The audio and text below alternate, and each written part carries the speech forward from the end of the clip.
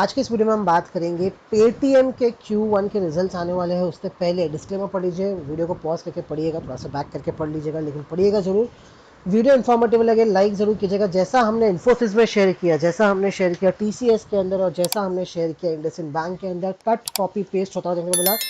इन्फोसिस में clear view था, result के पहले तेजी है, रिजल्ट के बाद इन्फोसिस ही वो सेक्टर होगा जो आईटी को लेकर डूबेगा। इन्फोसिस की वजह से ही आईटी में पहला राउंड ऑफ सेलिंग देखने को मिलेगा। आईटी में तो पहला राउंड ऑफ सेलिंग ओपनिंग में दिखा, वहां से रिकवर कर चुके। इन्फोसिस अभी भी देखोगे 7-8% डाउन ही है। कट कॉपी पेस्ट, जैसा सोचा जैसा बोला वैसा ही होता हुआ देखने को मिला। अब हम बात करते हैं, काफ़ी लोग पूछ रहे हैं कि सर पेटीएम का बता दीजिए। पेटीएम हमारे पास पड़े हैं, आईपीओ से पड़े हैं, किसी ने 400-500 पे खरीदे, किसी ने 1200 पे खरीदे, तो क्या करना चाहिए पेटीएम पे? अगर कोई पोजीशन है उसे होल्ड करनी चाहिए, फ्रेश पोजीशन ऐड करनी चाहिए, या बाहर निकल जाना चाहिए, क्या करना चाहिए, वो मैं आज आपके साथ पेटीएम को लेकर शेयर करूंगा। डिस्क्लोजर दे दूं, मैं सेबी रजिस्टर्ड एडवाइजर नहीं हूं, तो जो भी चीज़ मैं शेयर कर रहा हूं pure and pure educational purpose के लिए है। उसे कोई भी आप एडवाइस मान के ना चलिए, बाय सेल रिकमेंडेशन नहीं है। पेटीएम की बात करें तो उसने लास्ट 2022 के बाद जब वो फॉल करके 400-500 पे आया, उसने एक रेंज बना ली 450 से लेके 850, ये करीब 400 पॉइंट की एक रेंज बना ली पेटीएम ने। लास्ट ईयर भी एक बाउंस आया 850 तक, वहाँ से पूरा करेक्ट करके वापस एक नया लो लगाया एंड वापस एक बाउंस अब की बार आया। प्रीवियस जो हाई था उसको पेटीएम काट दिया है, मतलब प्रीवियस जो बाउंस का हाई लगा था उसको पेटीएम काट दिया है एंड उसके आसपास ही ट्रेड कर रहा है, जो कि है 840 के आसपास का।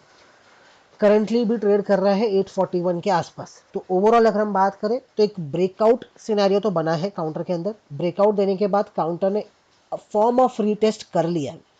अब फॉर्म ऑफ रीटेस्ट कर लिया है, मैं क्यों कह रहा हूँ कि कंफर्म रीटेस्ट नहीं है।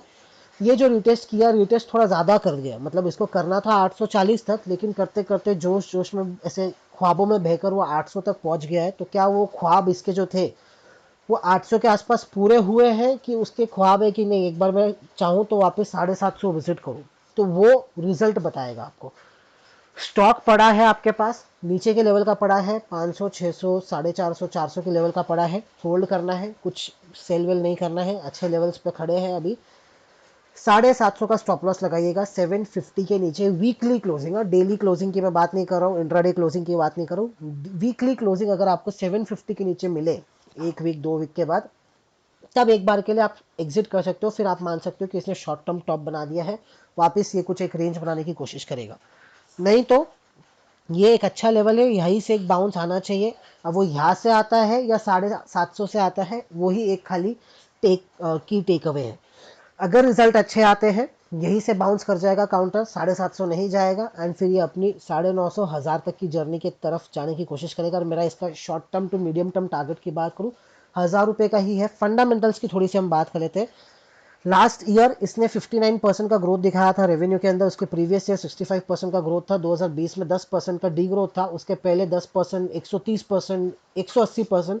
तो जब तक लिस्ट नहीं हुई थी उसके पहले तो ये 100% के ऊपर का ग्रोथ कर रही थी।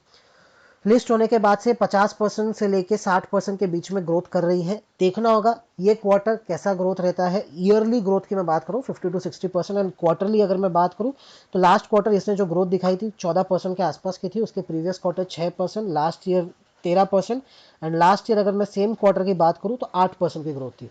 तो क्वार्टर ऑन क्वार्टर अगर हम बात करें तो अब की बार अगर 10% एंड अबाव की ग्रोथ दिखाता है तो रिजल्ट अच्छा होगा। रेवेन्यू ग्रोथ की बात करो, प्रॉफिटेबिलिटी तो अभी तक आई नहीं है काउंटर के अंदर, देखते हैं कि आपकी बार प्रॉफिट आ सकते हैं कि नहीं आ सकते, क्योंकि गई बार तक तो प्रॉफिट आए नहीं थे। लास्ट ईयर अगर हम लास्ट क्वार्टर की बात करें तो नेट इनकम 168 करोड़ का लॉस हुआ था इनको मार्च क्वार्टर की। तो देखते हैं इस क्वार्टर में क्या निकल के आता है, कि अगर प्रॉफिट टेबल की थोड़ा नजदीक आते हैं, लॉस कम होता है। रेवेन्यू लास्ट क्वार्टर 2400 करोड़ का था, उससे बढ़कर अगर वो सस्टेन भी कर गया, 2400 करोड़ भी सस्टेन कर गया, तो भी मेरे लिए रिजल्ट अच्छा होगा। प्रॉफिट अगर थोड़ा सा जो लॉस है वो अगर कम हो गया, 168 करोड़ से 150 करोड़, 130 करोड़ भी आ गया, तो भी एक साइन, अच्छा साइन होगा। रिजल्ट्स उम्मीद तो यही है कि अच्छे आने चाहिए पेटीएम के। अगर खराब आते हैं तो ये 750 रीटेस्ट करेगा, फिर ये बाउंस करने की कोशिश कर सकता है। अच्छे रिजल्ट आते हैं तो यही से यही लेवल है, 840 के आसपास का ही लेवल है, यही से इसको एक बाउंस करना चाहिए।